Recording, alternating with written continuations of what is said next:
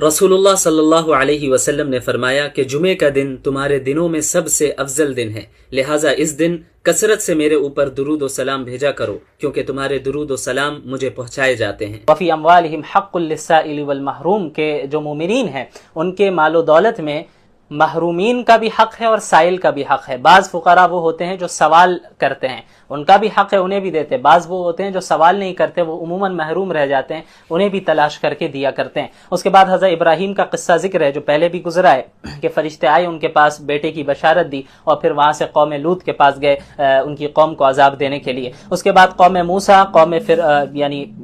فرعون، قوم عاد، قوم سمود اور قوم نوح کی سرکشی کا ذکر ہے اور ان کے انجام کا ذکر ہے۔ اس کے بعد اللہ نے فرمایا والسماء بنیناها بأید وإنا لموسعون، اس آسمان کو ہم نے ہی طاقت سے بنایا ہے اور ہم ہی ایکسپینڈ کر رہے ہیں۔ آج ہمیں پتہ چلتا ہے کہ یونیورس ایکسپینڈ، یہ کائنات ایکسپینڈ ہوتی چلی جا رہی ہے۔ اس کے بعد سورۃ الطور کی ابتدا ہوتی ہے، اس میں بھی اللہ نے 5 قسمیں کھائی کہ طور کی قسم ہے، کتاب کی قسم ہے جو کھلے ہوئے کاغذ میں لکھی ہوئی ہے، اور بیت المعمور کی قسم ہے، کعبۃ اللہ کے ٹھیک اوپر 7ویں آسمان پر ایک گھر ہے جسے البیت المعمور کہتے ہیں، جو فرشتوں کی عبادت کی جگہ ہے، وہاں فرشتے طواف کرتے ہیں، ان کی قسم ہے، آسمان کی قسم ہے اور سمندر کی قسم ہے۔ ان قسم کو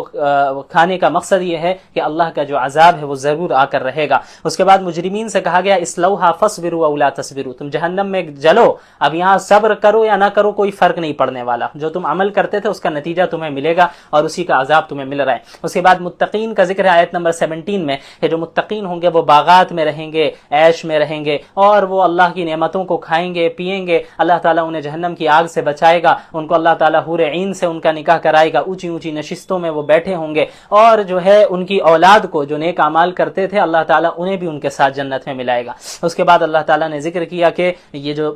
ام عندہم خزائن ربک ام هم المسیطرون، طائف والے، مکہ والے کہتے کہ نبوت کسی بڑے آدمی پر، مال و دولت کے حساب سے بڑے آدمی پر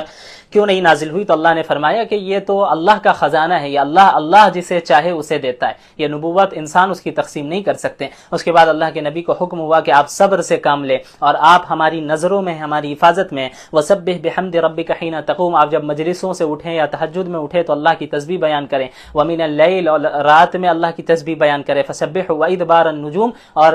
ستاروں کے جانے کے وقت، ڈوبنے کے وقت جو ہے یعنی فجر کے وقت آپ اللہ کی تسبیح بیان کریں۔ اس کے بعد سورۃ النجم کی ابتدا ہوتی ہے، والنجم اذا ہوا ما ضل صاحبکم وما غوا، نجم ستارے کو کہتے ہیں، شروع میں ستارے کی قسم کھائی گئی اور آپ صلی اللہ علیہ وسلم کے بارے میں بتایا گیا کہ یہ گمراہ نہیں ہوئے۔ تو یہاں ستاروں کو دیکھ کر جس طرح عرب راستے تلاش کرتے تھے، ستاروں کو دیکھ کر راستہ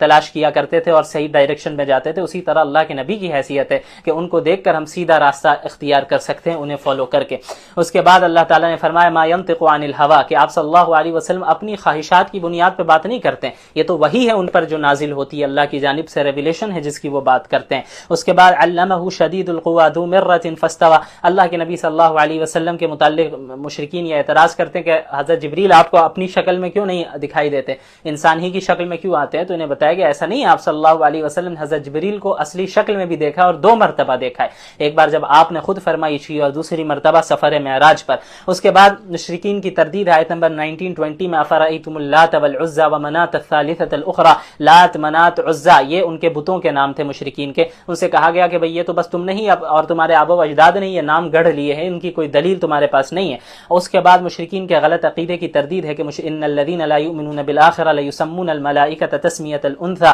کہ یہ مشرکین اللہ کی طرف بیٹیوں کی نسبت کرتے ہیں، یہاں ان کے اس غلط عقیدے کی تردید ہوتی ہے۔ آیت 33-34 میں اللہ نے ذکر کیا فرأیت الذی تولى وأعطى قلیلا وأکدى، کوئی کسی کا بوجھ نہیں اٹھانے والا، ولا تزر وازرۃ وزر اخرى، ایک شخص تھا جس نے اسلام قبول کیا اور اس کا جو دوست تھا وہ اسے کہتا رہا کہ بھئی جو ہے تم اسلام سے پھر جاؤ، تو اس شخص نے کہا کہ مجھے آخرت کے عذاب سے ڈر ہے، تو اس شخص نے، کافر دوست نے کہا کہ بھئی ایسا ہے کہ اگر تم مجھے کچھ پیسے دو گے تو آخرت کا جو انجام ہوگا اس سے میں تمہیں بچا لوں گا۔ تو اللہ نے فرمایا یہ سب غلط باتیں ہیں اور اس کا کوئی ثبوت نہیں ہے اور کوئی کسی کا بوجھ قیامت کے دن نہیں اٹھانے والا۔ سورۃ القمر کی ابتدا ہوتی ہے، اس میں آپ صلی اللہ علیہ وسلم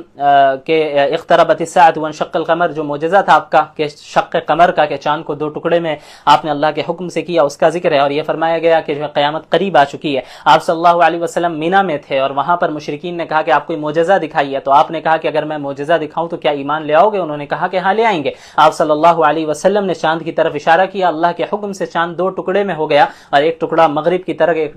ٹکڑا مشرق کی طرف چلا گیا۔ تو یہ دیکھنے کے بعد وہ کہنے لگے کہ بھئی یہ تو آپ نے ہماری آنکھوں پہ جادو کر دیا ہے، سحر کر دیا، لیاذ باللہ۔ اس کے بعد حضرت نوح کی قوم کا ذکر ہے کہ کس طرح حضرت نوح کو انہوں نے تکلیف پہنچائی اور طرح طرح کی تکلیفیں دیتے رہے اور ان پر ایمان نہیں لائے، تو حضرت نوح نے ان کے لیے بد دعا کی، اللہ تعالیٰ نے ان کی قوم کو ہلاک کیا۔ اس کے بعد اس صورت میں کئی مرتبہ یہ کہا اللہ نے وَلَقَدْ يَسَّرْنَا الْقُرْآنَ لِلذِّكْرِ فَهَلْ مِن مُدَّكِرٍ، کہ ہم نے قرآن کریم کو نصیحت حاصل کرنے کے لیے آسان کر دیا، تو کوئی ہے نصیحت حاصل کرنے والا؟ اس کے بعد پھر پچھلی قوموں کا ذکر ہے، اس میں اللہ تعالیٰ نے قوم عاد کا ذکر کیا، قوم سمود کا، قوم لوط کا، قوم فرعون کا ذکر کیا کہ سب نے کس طرح انہیں اللہ اپنے نبی کو جھٹلایا اور اللہ نے کس طرح انہیں ہلاک کیا۔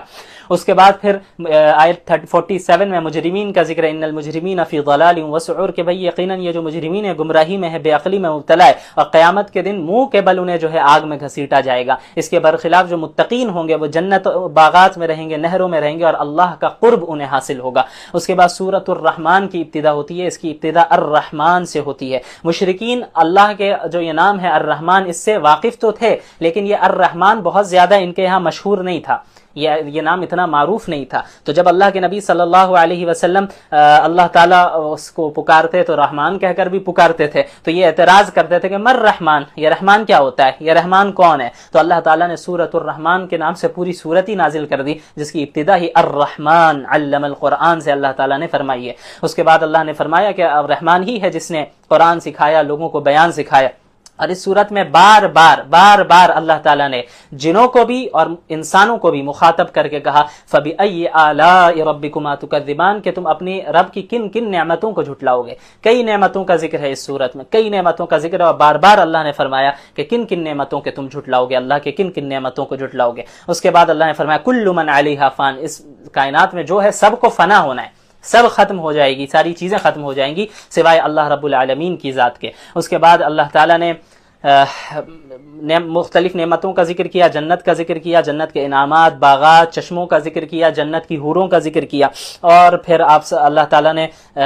ان نعمتوں کے ذکر کرنے کے بعد جہنم کا بھی اوپر ذکر کیا، اور پھر اللہ تعالیٰ نے بار بار کہا کہ تم کن کن نعمتوں کو جھٹلاؤ گے۔ اللہ کا احسان ہے کہ پہلے ہی اللہ نے جنت کے بارے میں بتا دیا، جہنم کے بارے میں بتا دیا، تو جو عقل مند ہوگا وہ اسے فالو کرے گا، جو بے وقوف ہوگا وہ اس کی مخالفت کرے گا۔ سورۃ الواقعہ کی ابتدا ہوتی ہے، واقعہ چونکہ اسٹارٹ ہی ہوتی ہے سورۃ اذا وقعت الواقعہ سے، واقعہ سے مراد یہاں قیامت ہے،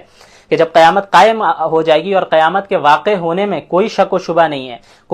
خافضۃ الرافعہ، یہ قیامت ایسی ہوگی جو کفار کو جھکا کے رکھ دے گی، اور جو مومنین ہوں گے ان کو بلند کر دے گی، انہیں اونچا مقام عطا کرے گی۔ تو اس میں پھر انسانوں کی 3 جماعتوں کا ذکر ہے، وَكُنْتُمْ أَزْوَاجًا ثَلَاثَةً، کہ انسان قیامت کے دن 3 حصوں میں ہوں گے، 3 جماعتوں میں ہوں گے۔ ایک جماعت تو وہ اعلیٰ درجے کے مومنین کی ہوگی جنہوں نے بہت نیک اعمال کیے ہوں گے، ان کے عقائد بھی درست ہوں گے، اللہ کے مقربین ہوں گے۔ دوسری جماعت وہ عام مسلمانوں کی ہوگی جن کے دائیں ہاتھ میں نامہ اعمال دیا جائے گا، وہ بھی خوش نصیب ہوں گے۔ تیسری جماعت ان گناہگاروں کی اور مشرکین کفار کی ہوگی جن کے بائیں ہاتھ میں نامہ اعمال دیا جائے گا، اور وہ حسرت اور ندامت میں مبتلا ہوں گے۔ پھر اہل جنت کے لیے نعمتوں کا ذکر ہے کہ اولئک المقربون فی جنات النعیم، باغات ملیں گے، اونچی اونچی نشستوں میں وہ بیٹھے ہوں گے، اللہ تعالیٰ انہیں بہترین پاک شراب عطا فرمائے گا، اور پھل ہوں گے، پرندوں کا گوشت انہیں دیا جائے گا، حور عین عطا کی جائیں گی۔ اس کے برخلاف اصحاب الشمال کا ذکر ہے، یعنی جن کے بائیں ہاتھ میں نامہ اعمال دیا جائے گا، یعنی وہ جہنمی ہوں گے، ان کے لیے جو ہے مختلف عذابوں کا انہیں سامنا کرنا ہوگا، گرم لو کا، کھولتا ہوا پانی اور دھواں وغیرہ کا۔ اللہ تعالیٰ ہم سب کی اس سے حفاظت فرمائے، اور زقوم کا جو درخت ہے اسے بھی انہیں کھانا ہوگا۔ اس کے بعد پھر اللہ تعالیٰ نے مختلف 4 عظیم نعمتوں کا ذکر کیا۔ افرأیتم ما تمنون، سب سے پہلے انسانی تخلیق کا ذکر کیا کہ یہ بتاؤ جو نطفہ تمہارا ہے جس سے تم پیدا ہوتے، اس نطفے کو تم نے پیدا کیا، ہم نے پیدا کیا۔ پھر اس کھیتی کے متعلق بتاؤ، جس کھیتی کو تم بوتے ہو اسے اگاتا کون ہے، تم اگاتے ہو یا ہم اگاتے ہیں۔ پھر پانی کا ذکر کیا کہ جو پانی تم پیتے ہو اس کو بادلوں سے اتارتا کون ہے، ہم اتارتے ہیں۔ اور پھر اللہ نے آگ کی نعمت کا ذکر کیا کہ جو آگ تم جلاتے ہو اس کا درخت تم اگاتے ہو یا ہم اگا رہے ہیں۔ اس کے بعد اللہ تعالیٰ نے قرآن کی صداقت کا ذکر کیا کہ لوح محفوظ میں یہ قرآن کریم درج ہے اور بغیر کسی کمی بیشی کے آپ صلی اللہ علیہ وسلم پر بذریعہ وحی یہ کتاب نازل کی گئی ہے، اور اسے بغیر طہارت حاصل کیے کوئی چھوتا نہیں۔ تو اس کے بعد پھر منکرین بعد الموت کا ذکر ہے، جو دوبارہ زندہ ہونے پر انکار کرتے ہیں۔ ان سے کہا گیا کہ بھئی ایک شخص جو تمہارے سامنے مر رہا ہوتا ہے، اس کی روح حلق تک پہنچ چکی ہوتی ہے، اور تم چاہتے بھی ہو کہ وہ بچ جائے، تو کیا تم اس کی روح کو واپس لا سکتے ہو؟ نہیں لا سکتے، وہ تمہارے سامنے مر جاتا ہے، تمہارے اختیار میں یہ چیز نہیں ہوتی۔ تو اللہ تعالیٰ اس پر قادر ہے، وہ ذات جو تمہیں موت دے رہا ہے اس پر قادر ہے کہ تمہیں دوبارہ زندہ کرے۔ اس کے بعد سورۃ الحدید کی ابتدا ہوتی ہے۔ حدید لوہے کو کہتے ہیں، چونکہ اس سورت میں لوہے کا ذکر ہے جو اللہ کی ایک بہت بڑی نعمت ہے، اس وجہ سے اس سورت کا نام سورۃ الحدید ہے۔ اللہ کے متعلق اللہ تعالیٰ نے فرمایا هو الاول والآخر والظاہر والباطن، اللہ اول بھی ہے، آخر بھی ہے، ظاہر بھی ہے، باطن بھی ہے۔ اول کا کیا مطلب ہے کہ اللہ اول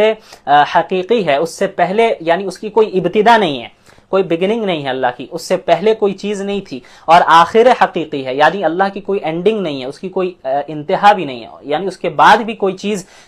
باقی نہیں رہنے والی، یعنی ساری چیزیں فنا ہو جائیں گی، اللہ ہی باقی رہے گا۔ اللہ ظاہر بھی ہے، یعنی اس کے وجود اور اس کی قدرت کی تمام نشانیاں پوری کائنات میں پھیلی ہوئی ہے، ان نشانیوں کے ذریعے ہم سمجھ سکتے ہیں کہ اللہ موجود ہے، اس اعتبار سے اللہ ظاہر ہے۔ اور اللہ باطن بھی ہے، یعنی اس دنیا میں ہم اپنی ظاہری جو ہماری آنکھیں ہیں ان آنکھوں سے اللہ کو نہیں دیکھ سکتے، اس لیے اللہ باطن بھی ہے۔ اس کے بعد آیت نمبر 10 میں اللہ کے راستے میں خرچ کرنے کی ترغیب دی گئی، وما لکم الا تنفقوا فی سبیل اللہ، کیا ہوا کہ تم اللہ کے راستے میں خرچ نہیں کرتے، حالانکہ زمین و آسمان کا وارث اللہ ہی ہے، یعنی تمہارے پاس جو مال ہے وہ بھی اللہ ہی نے تمہیں دیا ہے، تو تم اللہ کے راستے میں خرچ کرو، اللہ تمہیں بڑا چڑھا کر واپس دے گا۔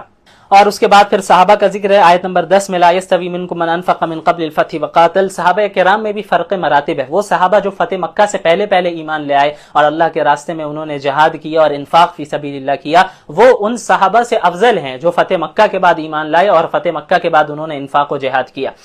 لیکن بحیثیت صحابی اور بحیثیت جنتی سب برابر ہے، لیکن درجات میں یقیناً